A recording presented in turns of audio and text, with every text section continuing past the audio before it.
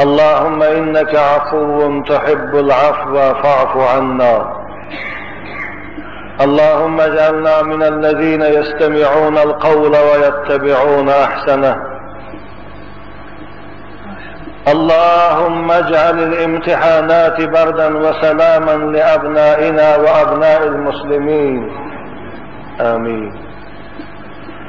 پروردگارا تو بسیار بخشنده هستی، بخشیدن را دوست می‌داری. گناههای ما را خدایا آمرزیده گردان. پروردگارا ما را از قطار بندگانت قرار بده که سخن حق را گوش اندازیم و با آن سخنهای شنیده خود عمل نماییم. پروردگارا الان که وقتی امتحانات در مکتب هاست، چی در مکتب های ابتدایی و چی در مکتب های میانه و چی در دانشگاه های قبول، خدایا این امتحان ها را برای فرزندان ما و فرزندان مسلمان امتحان های بابرار گردان. خدایا زبان فرزندان ما را و زبان عاشقان این مدرسه محمدی را که میخواهند این سال در دانشگاه های عالی داخل شوند و برای اسلام در آینده خدمت کنند، خدایا زبانشان گویا گردان. خدایا با اونها استعداد فوق‌العاده برای جواب دادن سوالات معلم‌ها و استاداشان نصیب گردان. خدایا جوانای ما را محبت علم و دانش در دلهاشان پیدا گردان. آمین آمین یا رب العالمین.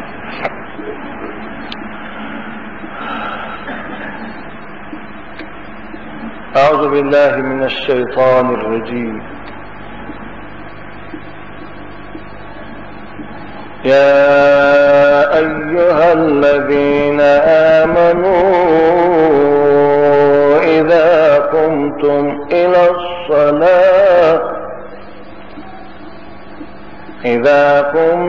إلى الصلاة فاغسلوا وجوهكم وأيديكم إلى المرافق وامسحوا برؤوسكم وأرجلكم إلى الكعبين. صدق الله العظيم. این آیه مبارکه که از سوره مائده است برای ما و شما بندگان خدا شستن اعضاهایی را که در طهارت لازمی است بیان می‌سازد. البته در طهارت شستن این 4 اعضا فرض است. اول شستن روی با سرحدی که دارد، دوم شستن هر دو دست با همراهی آرنج، سوم مسح سر کشیدن، چهارم شستن پای با همراهی رجلک. این 4 عضو است که قرآن پیروان خود به شستن آن در طهارت امر میکند و البته تفصیلات آن برای همه مسلمان ها انشاءالله امید دارم که معلوم است. بنابر باید عبارت کوتاه برای یادرسی جوانان خصوصا و خواهرای اسلامی و مادرایی که اکثر اونها اکنون نمازخوان شده‌اند میخواهم بیان کنم. وقتی که شما برای طهارت می نشینید، خواه در لب جویبار است، خواه در نزد جومکی واد پرواد است، یعنی جویمکی آب، جویبار آب، اول بسم الله الرحمن الرحیم گویید، ثانی هر دو دست خود تابان دیده است 3 بار شویید، بعد از آن دهان خود 3 بار آوگردان کنید، بعد از آن بینی را 3 بار آوگردان کنید که این سنتای طهارت است. بعد از آن روی خود 3 بار با ملایمی شویید که یگان موی او خشک نموند. بعد از شستن روی دستان خود تا آرنج با همراه آرنج بشوید 3 بار. دست راست اول، بعد از آن دست چپ. بعد از شستن هر دو دست باز تاخیر از سر خود بگیرید یا سلاس بگیرید، بعد از آن سر خود مس کشید. بعد از مسح سر گوشهاتان هم با 2 انگشتی باقی مانده مسح سر تر کنید، این مس کشید. بعد از آن هر دو پای خود شویید. خواهش میکنم که در وقت طهارت، خصوصا در وقت شستن پایها، خیلی با احتیاط باشید که با همراهی بجلک همه اعضاهاش این همه پای تر شود، زیرا که رسول اکرم تهدید کردن ویل للاعقاب، وای برای همون پایهایی که در وقت شستن عقیب اونها خشک میموند، آب نمیرسد. بنابر خواهش من از همه برادران اسلامی، خصوصا مادرها، این است که در وقت شستن پا کوشش کنند با دست خود پا را مالند و خصوصا قسم عقیب پا را با آب شویند که یگان موی او یگان قسم از او خشک نموند. این آداب طهارت است. اکنون طهارت چه فایده دارد؟ طهارت هم فایده ظاهری دارد، هم فایده معنوی دارد، باطنی. فایده ظاهری طهارت این است که شخص طهارت کننده بعد از شستشو کردن اعضاهاش، این رخساره او، دست و پای او از میکروب ها و از چنگ و غبارها پاکیزه می شود. یک نورانیت، یک تازگی برای وی حاصل می شود که اساس اسلام عبارت از نظافت و پاکیزگی است. و طهارت فایده معنوی هم دارد که موضوع صحبت ما بسیارتر درباره فایده معنوی طهارت است که این گرفتن چی ثواب است. رسول اکرم صلی الله علیه و سلم در حدیث صحیح می فرمایند: عن ابي هريره رضي الله تعالى عنه قال رسول الله صلى الله عليه وسلم: ان امتي يدعون غرا محجلين من آثار الوضوء يوم القيامة. پیغمبر خدا میگه روز قیامت که شد تمام بندگان خدا، تمام امتان پیغمبرها در آن روز در محشرگاه جمع می شوند. پیغمبر بزرگوار ما میگوید من امت خدا از بین انبوه زیادی انسانها میشناسند با همون اعضاهایی که در طهارت شسته بودند. این امت اسلام، امت قرآن از بین دیگرها فرق کرده می شود به چی؟ با همون آب وضو، با همون آب طهارتی که در اعضاهاشان رسیده بود که در آن روز موج زده می استد، جلا داده می استد، از همون فرق کرده می شود. ان امتی یدعون غرا محجلین. اصلی مانند یک گلی اسب سیاه باشد، در بین او 2-3 اسب قشقه باشد، دست و پنجه‌اش سفید، پیشانی سفید، از دور صاحبش بینه فرق میکنه که اسب اوست. رسول اکرم گفت امت منم در بین دیگر امتها از نشانه طهارتشان فرق کرده میشود.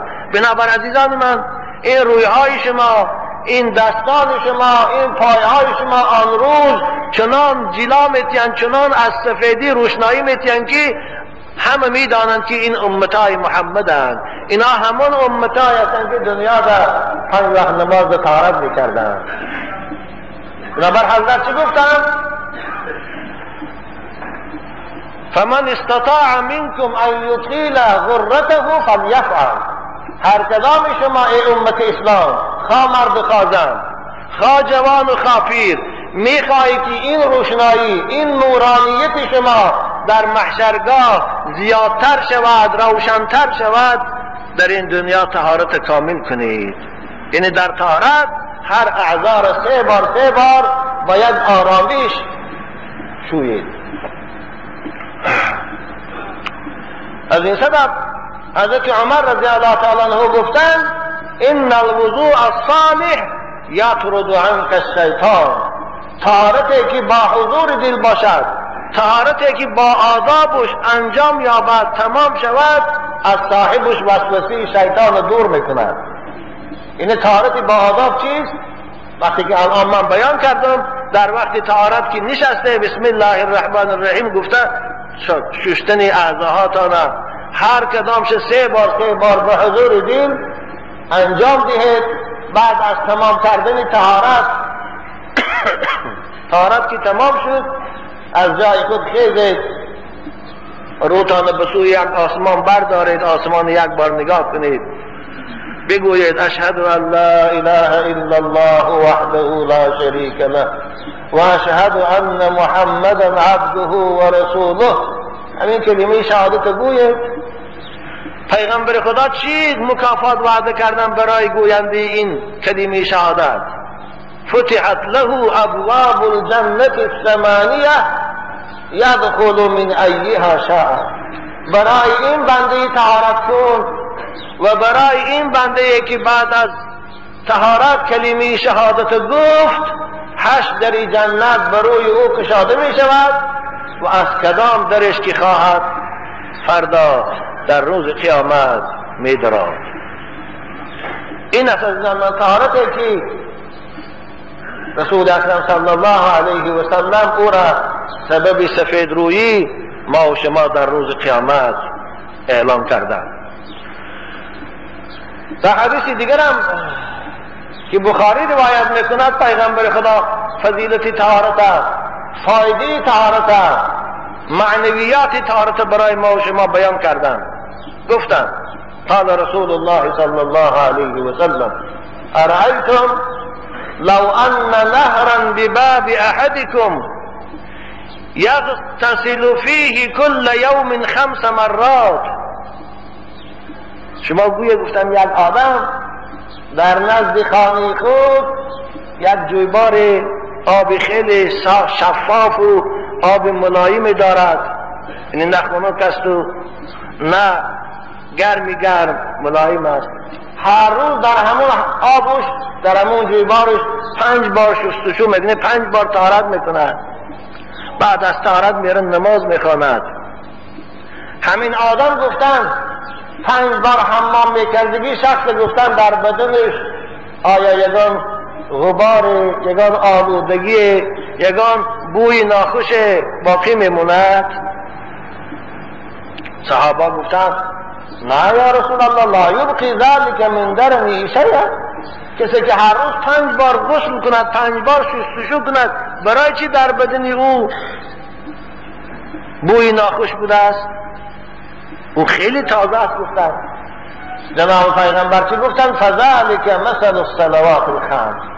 همین مثال نمازهای 5 گانه و طهارتی که بنده برای نماز میکند مانند همین حمام کردن هر روز 5 بار است، مانند شستشو کردن هر روز 5 بار است.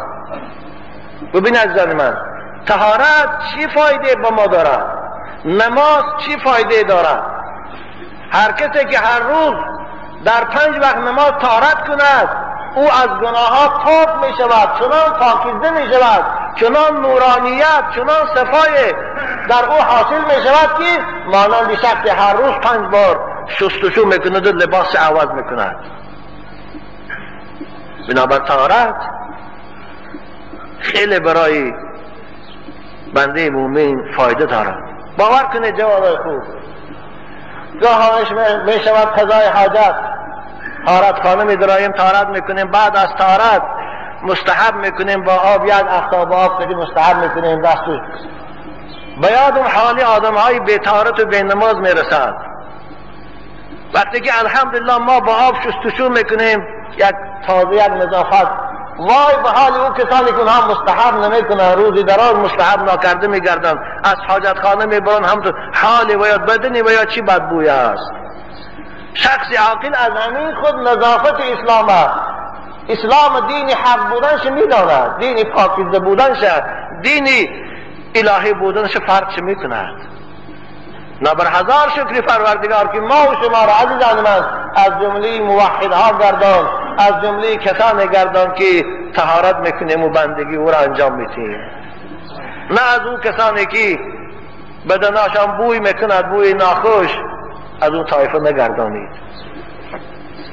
بنابر طهارت این هم فایده ظاهری دارد که سبب تازه شدن اعضاهای انسان می شود، هم فایده معنوی دارد که سبب شستشوش یعنی پاک شدن از گناه ها می شود.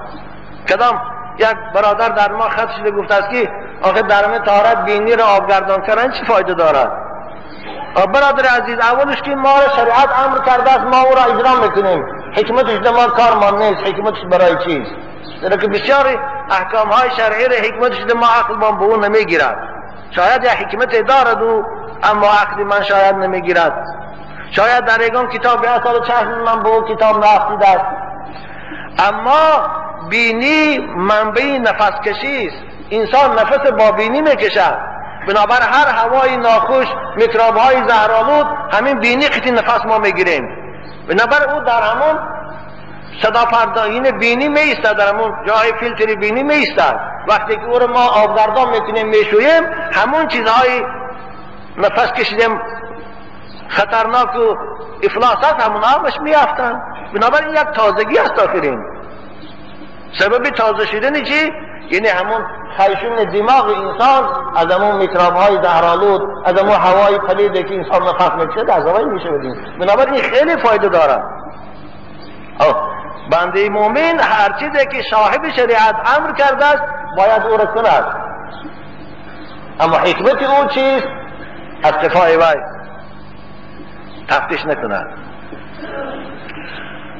اکنون وقتی که نماز طهارت کردیم، چگونه که این فریضه الهی است، زیرا که نماز به طهارت نمیشه و رسول اکرم صلی الله علیه و سلم گفتند طهارت، این نماز به طهارت نمی شود، زیرا که طهارت کلید نماز است. بعد از طهارت انجام دادن 2 رکعت نماز اگر امکانیت داشته باشیم، فرصت داشته باشیم خوانیم، که این در عرف ما با شکر وضو معلوم است. اینم خیلی خواندنش ثواب دارد، زیرا که رسول اکرم در شب معراج وقتی که بلال در جنت دیدند پیش خود قدم میزد، از شرفه پای بلال شناختن که بلال بود، پرسیدن او را بعدی فرامدن که بلال تو چی عمل داری در پیشگاه خدا که من تو را در کجای جنت که قدم زدم شرفه پات شنیدم، تو چی عمل داری به خدا خوش آمده است؟ بلال گفت که یا رسول الله من او قدر عمل ندارم در پیشگاه خدا که با هم تقیه کنم، اما فقط همین قدر است که هر بار که طهارت کنم اگر فرصت داشته باشم 2 رکعت نمازی شکر وضو میخوانم. ان همین است، گمان دارم که همین است امیدوارترین عملی که من در پیشگاه خدا برای خود دارم. از همین سبب شکر وضو را هم عزیزان من اگر فرصت داشته باشه خواندنش ثواب است، و الا این حتمی نیست، یعنی این واجب نیست که به سبب ترکش گناهگار شوید. نفل گفته نیت میکنم 2 رکعت میخوانه، بعد از آن از پی کار بار خود میشه، یا اینکه اگر از تو مسجد باشد سنتاتان خوانده انتظار نماز جماعت شده میشینی.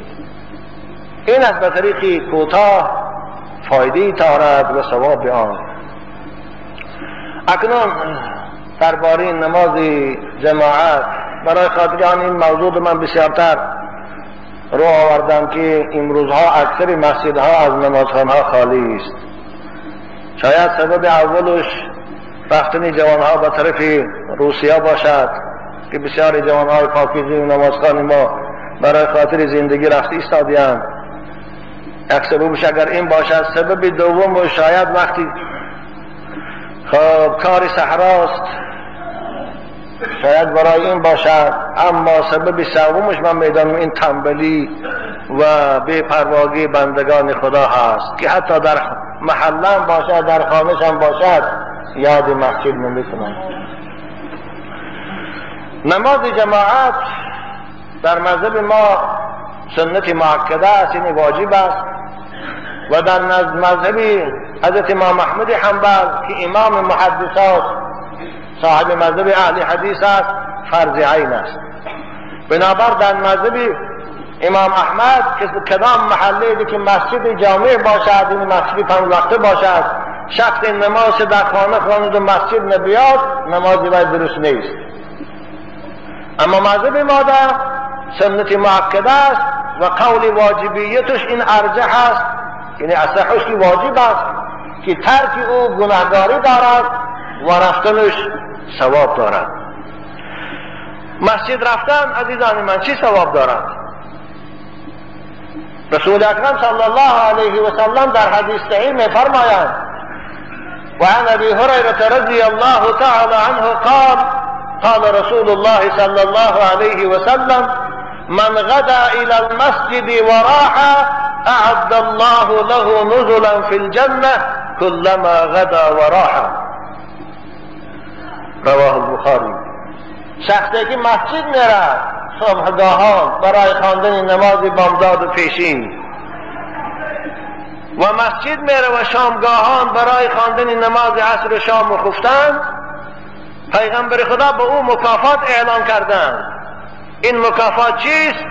اعد الله له نزلا، خدا به نام این بنده در بستانسرای جنت ضیافت آماده میکند. یعنی به نام این دعوتنامه به ضیافت بهشت نوشته می شود.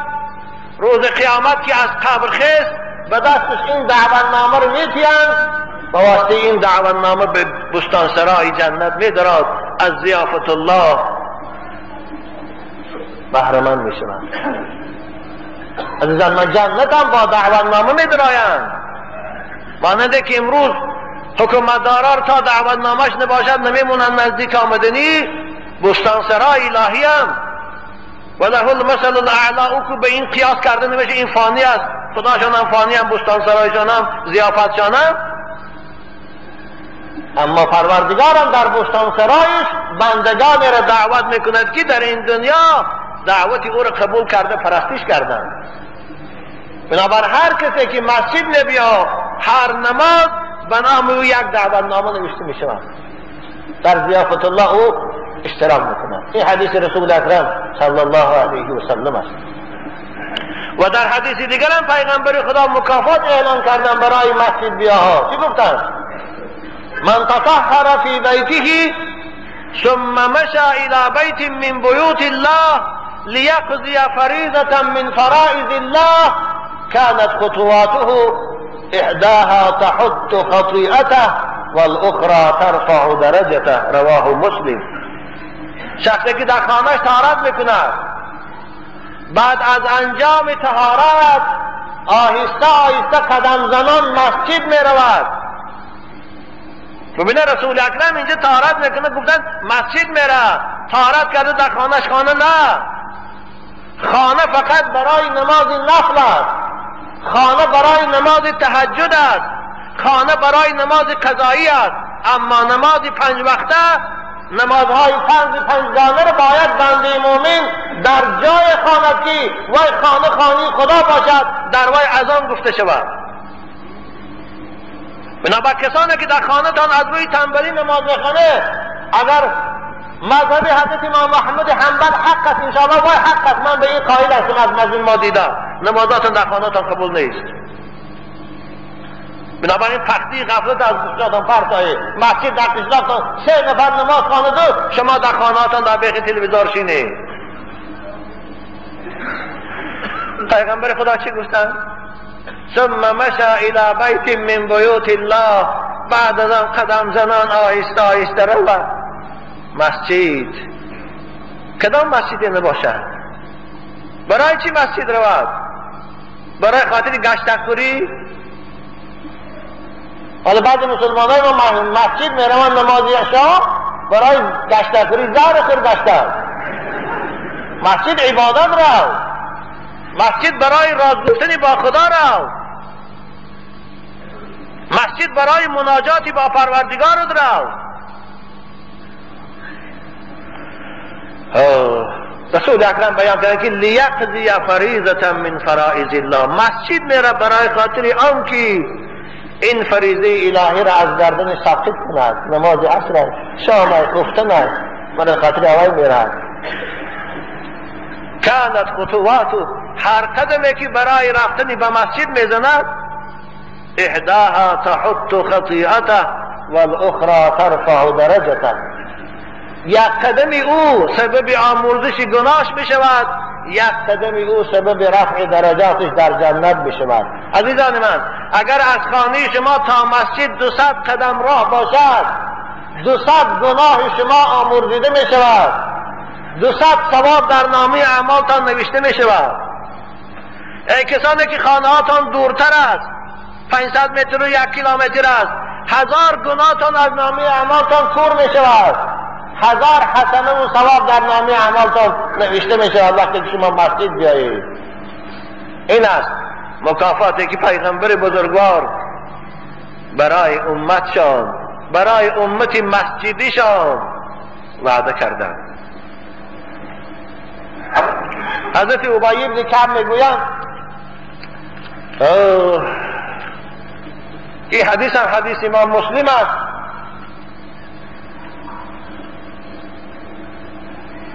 من وقتی که حدیث میخوانم باید پیش نظری هر کدام ما در محبت و اخلاصی صحابه های رسول اکرم باید تجسم شود که اونها چگونه رغبتی در ثواب داشتند، چگونه اونها عاشقی جنت بودند. ابی بن کعب میگه کان رجل من الانصار، مردی از انصاری ها بود، این از اهالی تهجای مدینه، لا اعلم احدا ابعد من المسجد منه، خانهش از مسجد رسول اکرم خیلی دور بود، شاید از خانه او دورتر به مسجد رسول اکرم دیگر خانه نبود. مدینه زمان رسول اکرم آخر خیلی کلان شده بود. لا اعلم احدا ابعد من المسجد منه، ابی بن کعب میگویند خانهش خیلی دور بود از مسجد رسول اکرم صلی الله علیه و سلم. و کانت لا تخطئه صلاة فی مسجد رسول الله، لیکن او شخص بود هرگز نماز از او فوت نشده بود، هرگز یگان نماز نبود که از خطای رسول اکرم عقب مانده باشد، همیشه همراه رسول اکرم در مسجد نماز با جماعت میخواند. از مسجد رسول اکرم عقب نمیماند، پیاده میرفت پیاده میآمد. و قیل له یا فلان، شانی کسی گفت که ای فلانی، نامش گرفتن، لو اشتریت حمارا، چی خوب میشد که یک مرکب میخریدی، یعنی یک خر میخریدی یا الاغ میخریدی، ترکبو سوار میشدی او را، فی الظلماء و فی الرمضاء، در تاریکی های شب در گرمای روز سوار شده مسجد رسول اکرم می آمدی، سواری اما مرکب بود، آخه هم راه با تو نزدیکتر میکرد، هم تاریکی و هم گرمی ده باز زودتر به خواهد میرسیدی. چی میشد که یک الاغ خری، یک مرکب سواری خری، مانند امروزای ما باری مال سفید ماشین. حضرت در جواب چی گفتن؟ ما یسرنی ان لی جارا فی جنب المسجد، گفتن برادر نصیحتگر گفتن قسم به خدا بودم من خرسند نیستم اگر خانه من در همسایگی مسجد رسول خدا می بود، یعنی من اگر خانم همسایه مسجد پیغمبر می بود من از این راضی نبودم. برای چی؟ برای که خانه من قریب می بود، اگر من تا مسجد کوتاه‌تر قدم می زدم. آخر خانه من از مسجد چقدر دور است، من چقدر قدم می زدم همون قدر من زاید ثواب می گیرم. انی اريد ان یکتب لی ممشای الى المسجد و رجوعی ان رجعت الى اهلی، من دوست بدارم از پروردگار که هر قدمی زندگی من تا مسجد ثواب نویسد و از مسجد تا خانه گشتن هر قدمی من به حسنات نویسد. من این دوست ندارم. من همسایه شدن مسجد دوست نمیدارم. من دورتر زندگی کردن میخواهم تا اینکه پیاده بسیارتر بیام، قدم بسیارتر زنم. ببینید صحابه رسول اکرم و محبتشان نسبت به ثواب. وقتی که این سخن پیغمبر خدا شنیدن حضرت چی گفتند؟ انک قد جمع الله لك ذلك كله یا فلان، رواه مسلم.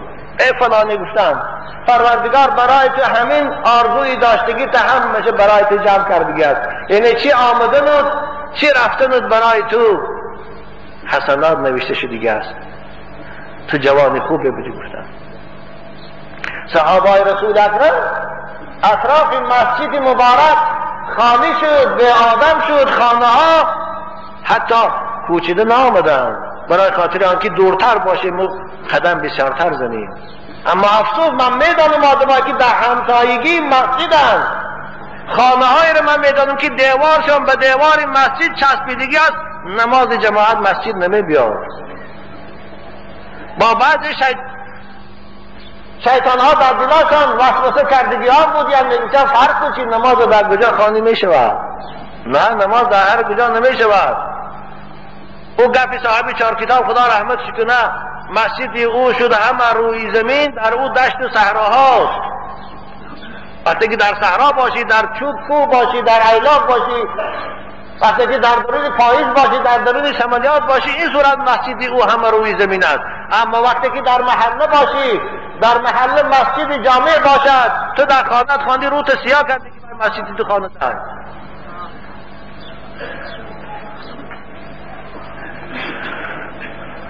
رسول اکرم صلی الله علیه و سلم از وقتی که مدینه منوره هجرت کرده آمدن، پیش از آن که برای خود خانه سازند، پیش از آن که برای همسراشان حجره بنا کنند، اول مسجد ساختند. چرا که مسجد جای واخره مسلمان هاست، مسجد جای پیدایش محبت است، مسجد جای شناسایی است، مسجد جای وحدت است. ما مسلمان ها فایده مسجد نمیدانیم، اما دشمنان اسلام فایده مسجد میدانند. بنابر اول کاری که اونا میکنند مسجد ها رو میبندند. درک اونا میدانند مسجد چی در تاریخ اسلام راه میبازد.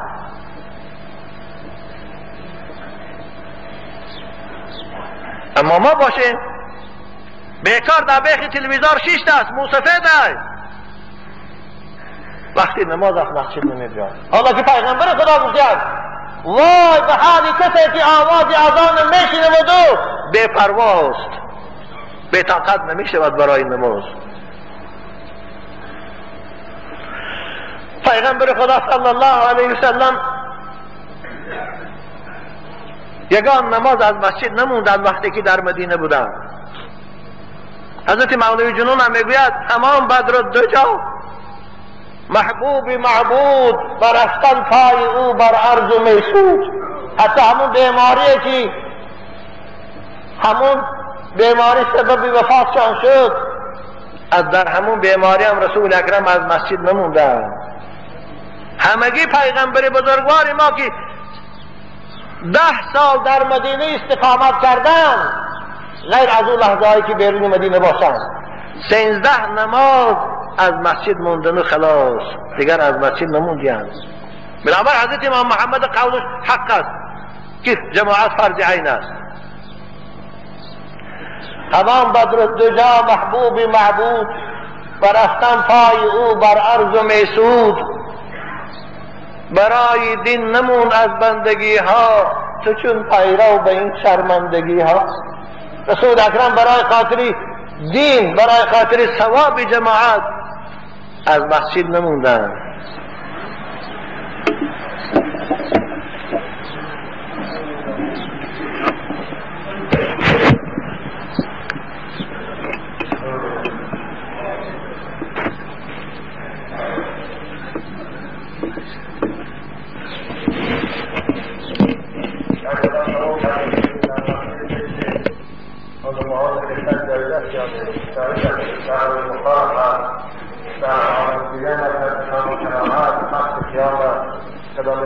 مسجد نگاه کنید، خصوصا اگر قدم دراز یا استاد دراز، حتی شامل در وقت قرآن خوانی هم که باشد در مسجد علما رو چشم می‌زنند.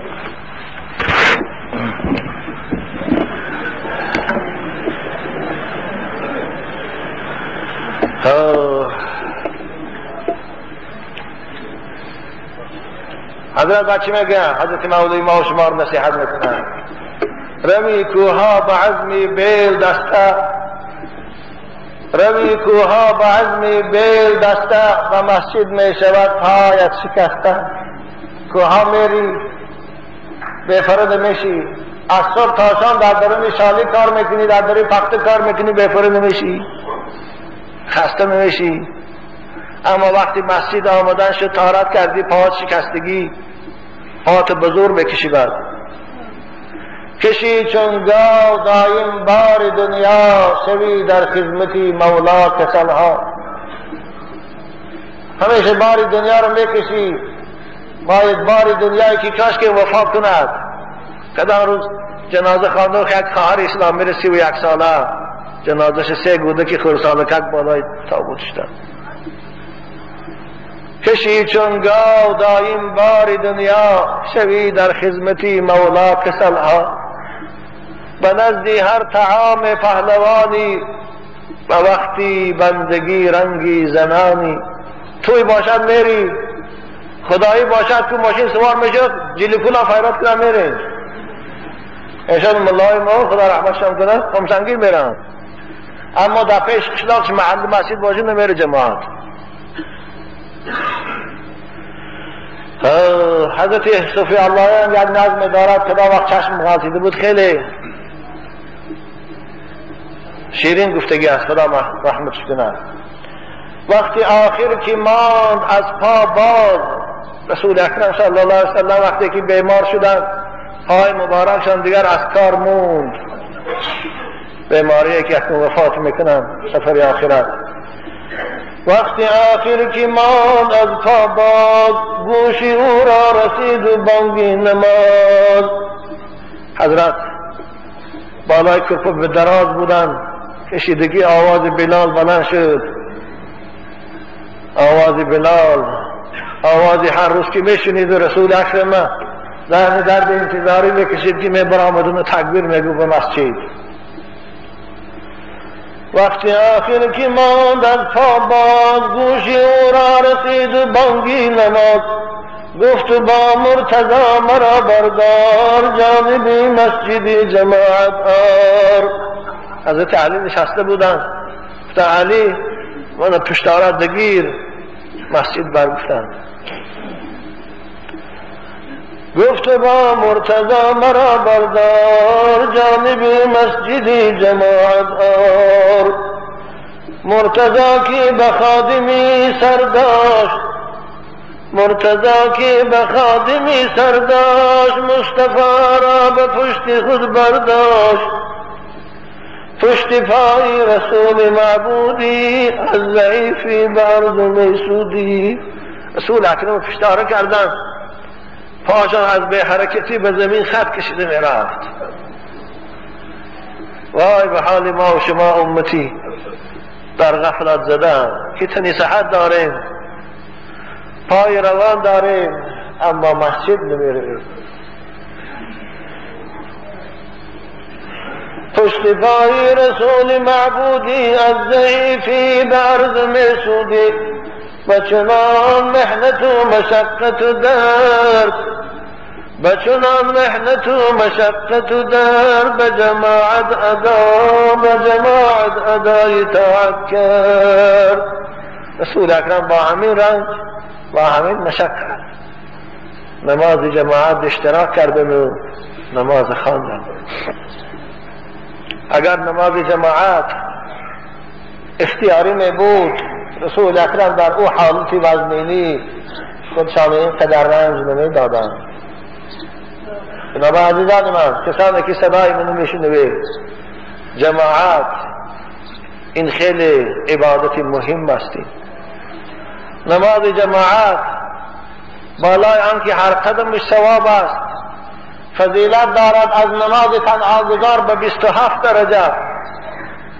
حضرت عبدالله ابن عمر روایت میکنن قال رسول الله صلی الله علیه و سلم صلاة الجماعة افضل من صلاة الفرد ب27 درجه متفق علیه. نمازی که در جماعت در مسجد خوانده می شود از نماز تنها گذار 27 برابر زاید ثواب دارد. عزیزان من، یک نماز پیشینه که شما در خانه میخوانید 1 ثواب دارد، اما در مسجد با جماعت با امام خانه 27 ثواب دارد. اگر ما و شما یک روز 5 وقت نماز در مسجد خوانیم 135 ثواب میگیریم. ما اگر خانه میخواندگی ها 5 ثواب گیرند، مسجدی ها 135 ثواب میگیرند. از آن شکر که ما را از جمله نمازگزاران مسجد قرار دادی. آخر جناب پیغمبر برای کسانی که آواز اذان میشنوند و مسجد نمی بیایند وعید خیلی سخت کردگیند که از این وعید سخت‌تر نیست. حدیث حاکم روایت میکنه، حدیث صحیح است از ابن عباس، 3 لعنهم الله. عزیزان من خیلی با دقت گوش کنید، این سخن است که بدن به لرزه می آرد. 3 طایفه را خدا لعنت کردگی است. 3 طایفه از رحمت خدا بے نصیب است. کی هستیم؟ من اما قوما وهم له کارهون. یکم همون امام فاسقی که قوم او را نمیخواهد اما با زوری با تکیه حکومتدارا خودش در محراب قپیده میایستد. این امام هم در لعنت خدا گرفتار است. این امام هم از رحمت خدا بے نصیب است. دوم، و امرأة باتت و زوجها عنها غضبان و زوجها علیها غضبان. دویم زنه که، خواهرای عزیز صدای من میشنید، خانمه که با شوهرش قهری باشد و قهری همون شب خواب کند، این خانم هم از رحمت خدا بے نصیب است. مادرای عزیز، خواهرای که ندای من میشنید، کدام شوهر داره کاری کنه که با شوهراتان خفگی نکنیتان.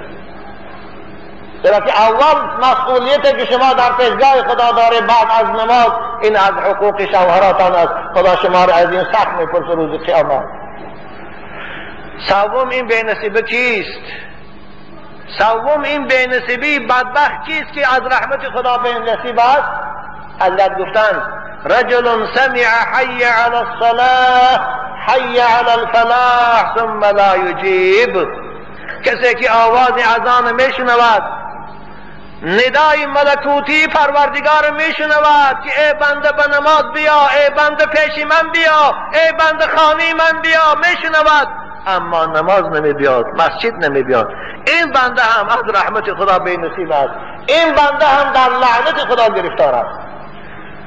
3 لعنهم الله من اما قوما وهم له کارهون و امرأة باتت و زوجها عنها علیها غضبان و رجل سمع حی علی الصلاة حی علی الفلاح ثم لا یجیب. رواه الحاکم و صححه.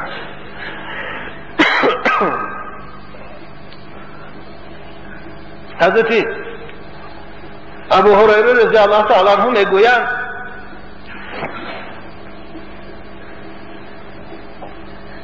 وعن ابي هريره رضي الله تعالى عنه قال لأن يمتلئ اذن ابن آدم رصاصا مذاب خير له من ان يسمع النداء ثم لا يجيب. سرب آب کنند، آهنت آب کنند، در گوشی کسی ریزند، چه عذابی هلاکت آور دارد. این عذابش آسانتر است، سبکتر است از عذابی کسی که آواز اذان میشنود و مسجد نمی بیاد.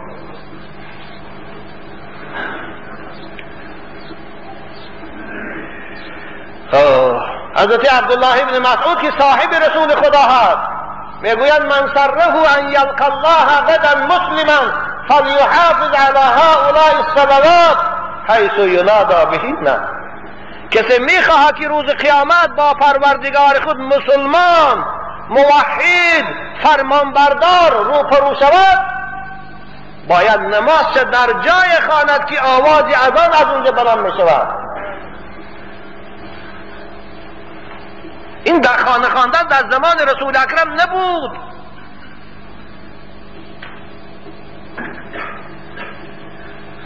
فإن الله شرع لنبيكم سنن الهدى فإنهن من سنن الهدى. عبدالله میگه ای بندگان خدا، پروردگار برای پیغمبر شما بعض عبادت ها را سنت مؤکده قرار داد، یعنی واجب قرار داد، حتمی قرار داد. یکی از اونها این نماز جماعت در مسجد است. این اختیاری نیست.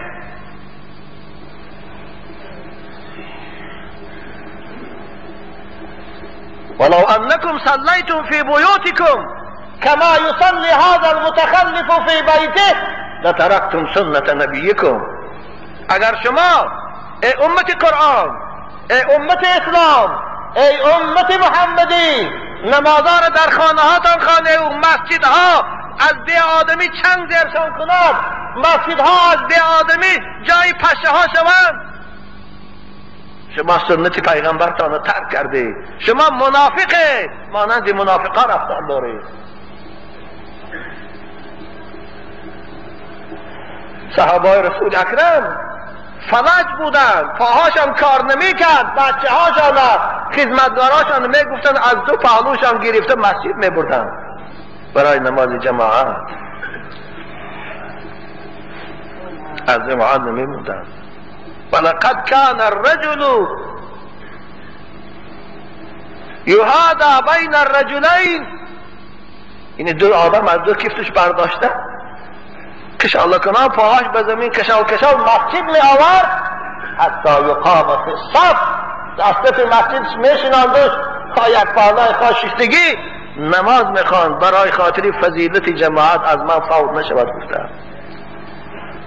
تا این قدر صحابه رسول اکرم اهمیت میدادند در بابی نمازی جماعت. امروز افسوس مسلمانای ما خود به اینم که حکومتدارها مسجدها را مخلوق کرد ایستادیان، حجتاشان تو نیست گفتن، باز مسلمانان بودگی مسجدهاشان نمیرن که نماز خوانند ثواب گیرند. حضرت حاتم اعصم حکایت میکنه از جمله اولیاءهای متقدمین است. حاتم اعصم از اولیاءهای متقدمین است، میگه فاتتنی صلاة فی الجماعة لیلة، یک شب میگه چی کار شده؟ نماز جماعت رفته نتانستم. یک شب از شبها شاید در عمرش یک بار شده است یا در یک سال یک بار شده است. وای به حال ما که هر هفته در نماز از جماعت میمونیم، نتانستم رفتم. فعزانی ابو اسحاق البخاری رحمه الله، سحر بعد از نماز بامداد در مسجد میگه دهنی درد، حضرت ابو اسحاق بخاری میگه دستامو گرفت و به من تعزیه کرد، تعزیه مصیبت کرد، انا لله و انا الیه راجعون گفت که ابو حاتم خدا شما رو در این مصیبتی و از این صبر کرد، برای خاطر یک نماز از مسجد موندنش تعزیه مصیبت کرد. فقط این ابو حاتم برای خاطرم میگه که فقط یک کس منو تعزیه کرد، باید همه محله منو تعزیه میکرد، فقط یک کس تعزیه کرد و خلاص.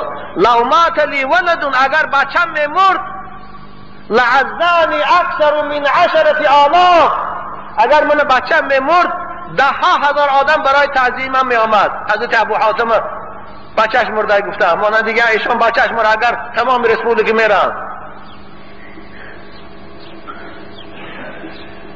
اما برای خاطر همچین مصیبتی در دین به من رسیده بود، این برای من از مصیبتی و وزن‌تر بود، کسی من تعزیه نکرد. لأن مصیبت الدین اهون عند الله من مصیبت الدنیا. امروز در نظر بندگان خدا مصیبت دین مصیبت نیست. نماز قضا میکند پروا ندارد، مسجد نمیرود پروا ندارد، زکات نمیدهد پروا ندارد. اما یک بوده که 3 ماه اگر مرد 1000 آدم در جنازه جمع میشوند، از خدایی سر کرده تا سری گور برده بور کرده نشد. یا الله، حالا که وای ثواب است برای پدر و مادرش وای جا تیار کند. این از حالی امت اسلام.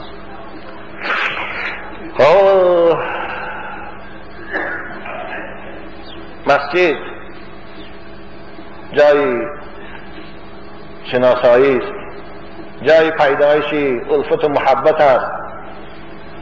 مسجد خانه خداست. کسی مسجد می بیاد با پروردگار خود راز می گوید، کسی مسجد می بیاد خودش از ضیافت الله با نصیب می گرداند. پروردگار در یکی از حدیثهای قدسیش گفته بود است ان بیوتی فی الارض المساجد، خانه من در روی زمین مسجد هاست.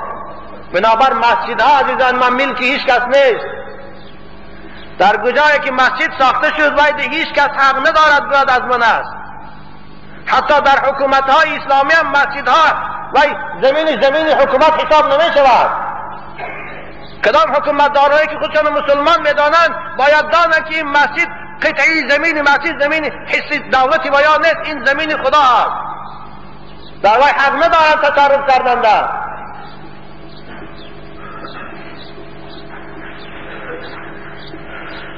و این زوار فیها عمارها، زیارتچیای من در روی زمین کدام میگوید همان بندگانی است که مسجد به عبادت آباد می‌دارند. فطوبى لعبد تطهر فی بیته ثم جاءنی زائرا، خوشا به حال بنده که در خانه‌اش طهارت میکند و بعد از آن مسجد برای زیارت من میبیاد. فحق علی المزور ان یکرم زائره، حق داره صاحب خانه مهمانش ضیافت کنه. خدا میگه منم بندگان مسجد بیام فردا در بهشت در بستان سرای جنت ضیافت میکنم. جوانای خوب، در لحظه هایی که در محله باشه خواهش من از شما این است که از مسجد عقب نمونید. خوب ایمانتان هر چی تا آدم هم باشد شما مسجد رو به با جماعت نماز خوانید، زیرا که نمازی که در مسجد با جماعت خوانده بشود عزیزان من باور کنید چی اذیت خشوع است، چی اذیت رکوع و سجودش و فرق دارد از اون نمازی که در خانه میخوانید. خصوصا با در مسجدی که امامش اهل علم باشد، امامش قاری باشد، این خیلی دولت بزرگ است برای باشندگان این محله. رسول اکرم میگن این سرکم ان تقبل صلاتکم فلیؤمکم علماؤکم، اگر شما خواهید که نمازاتان در پیشگاه خدا قبول شود از کفای علماهاتان نماز خوانید، از کفای پیشواهاتان نماز خوانید.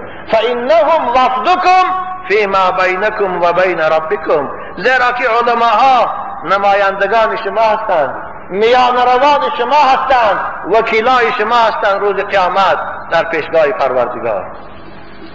نبا از مسیحان نمونه کن. خدا رحمت کنه. حضرت اعمش حکایه میکنند کس هم محدث هم امام هم در علم حدیث، میگد وقتی که لما حضرت الوفات، وقتی که سکراتشان نزدیک شد نفس کشیشان مشکل شدن گرفت، بچه هاشان و دختراشان بالای سرشان گریه کردن، بکا ابناؤه، گریه کردن.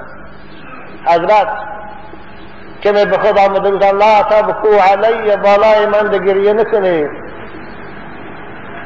بالای من گریه نکنید. قسم به خدا گفتن که من 50 سال باز تکبیر تحریمه را با جماعت از مسجد فوت نکردم.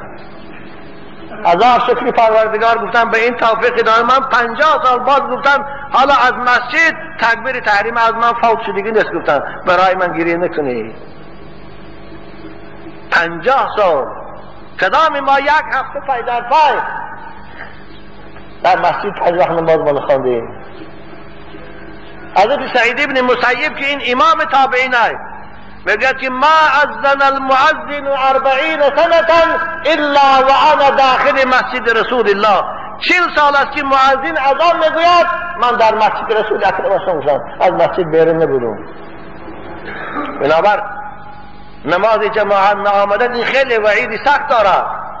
باور کنید کسانی که جماعت بیایند اونها رو پروردگار در قرآن اهل ایمان گفته معرفی میکند. اعوذ بالله من الشیطان الرجیم انما یعمر مساجد الله من آمن بالله والیوم الاخر و اقام الصلاة و آت الزکاة ولم یخش الا الله فعسى اولئک ان یکونوا من المهتدین.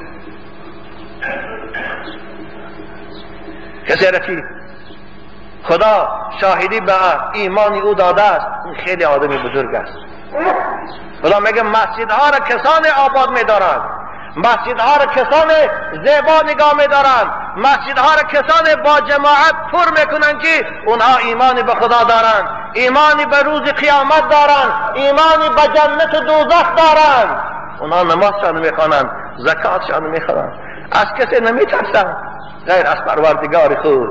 اینها حقیقی رستگارانند، اینها حقیقی هدایت یافتگی هستند.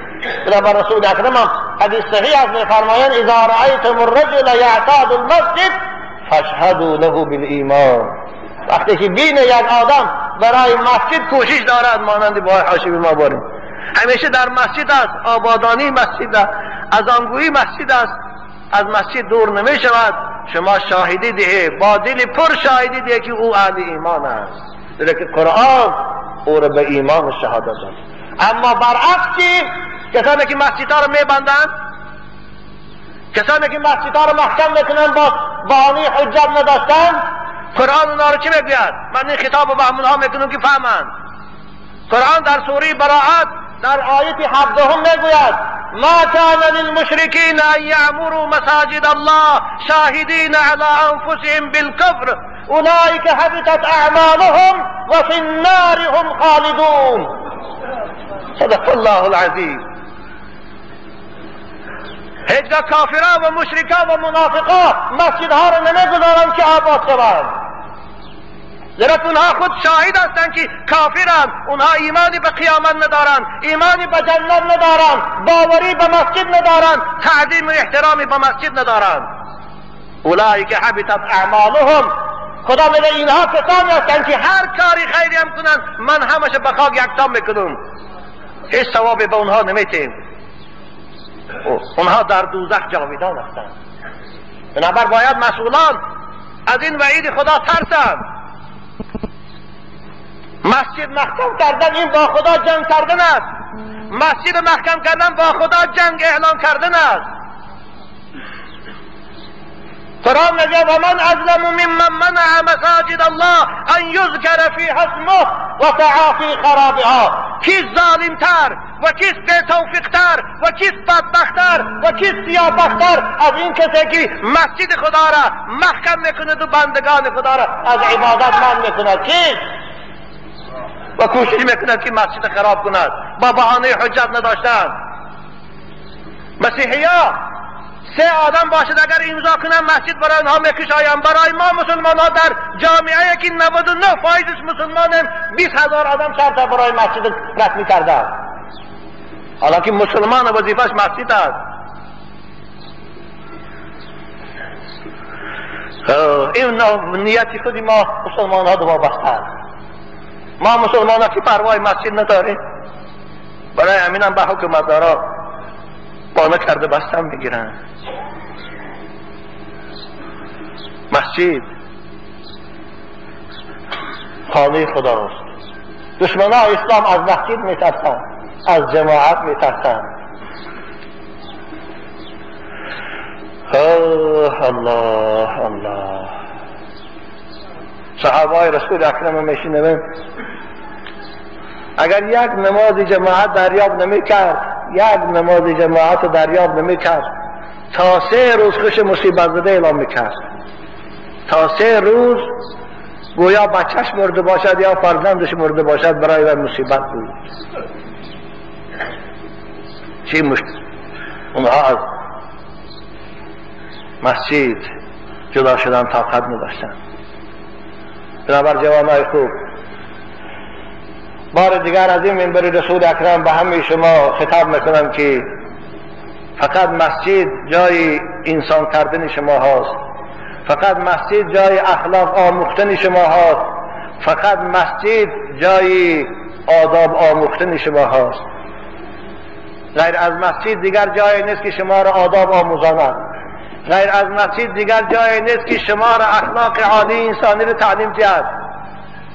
وقتی که در قشلاق همسایی ما قشلاق خواجه یک جوان پدرش با سنگ زده است، سرش کفانده است. من پرسیدم که او جوان نمازخوان است؟ گفتم نه. به خود گفتم که اگر او مسجدی می بود و بار در مسجد می آمد در باب احترام پدر و مادر اگر می شنید وای پدر موسفه چه سمشب نمی کرد. بنابر نه مکتب، نه دانشکده های عالی، نه در کازینو و دیسکوتک ها، نه ویدیو، هیچ کدامش اخلاق شما جوانان را اصلاح نمی کند.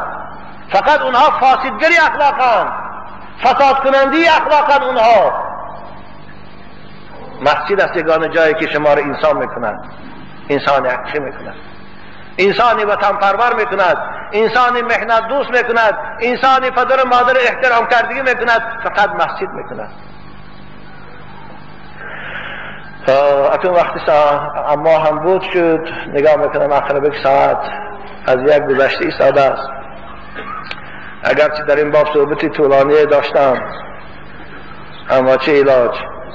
اقرب یک ساعت میگوید که باز ایست که وقت تمام شد.